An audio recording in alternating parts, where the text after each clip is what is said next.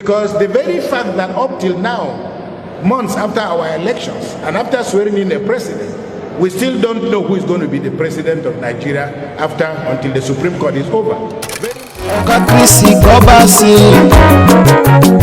CEO My Post Entertainment. Example, a democracy. Do we work like a democracy? Do we talk like a democracy?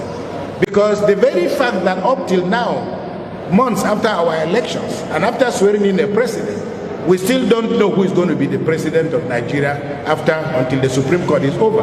Very much akin to the introduction of the video assistant referee in football, in which case we are like a man who has scored a goal, but we have to wait for the referee to go to VAR and confirm whether it was a goal or not a goal. It's not evident. It is a symptom of how modest our claim should be, because we very often confuse the very fact that we're in a civilian administration with the notions of being in a democracy.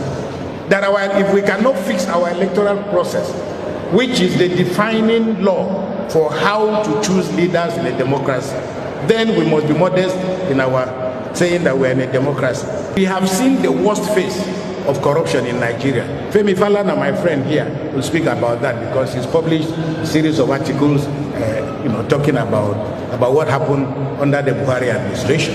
They were not the ones who caused corruption, but I think in the last administration we saw the ugliest face of corruption in many, whether in moral terms, financial terms, or other terms. And I'll mention that before I close.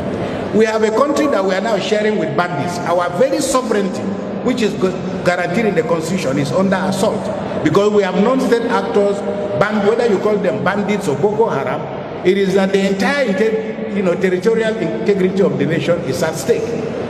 Because nobody is excited now about being a Nigerian. Whether you are president, whether you are senator, no matter who you are, everybody is working with his, with bated breath, because we don't know. We are literally now being held hostages, by people that are a threat to the very existence of our democracy and our country. Our judiciary is in a crisis of perception, but also based on the experiences that Nigerians have had. It will not be surprising if ordinary Nigerians think that the only thing the Supreme Court does is to look at election petitions. Because we're looking up to the Supreme Court to help extend the frontiers of democracy and human freedoms. But very often, those institutions with Nigerians perceive that they've now become so severely, compromised. That has consequences for democracy.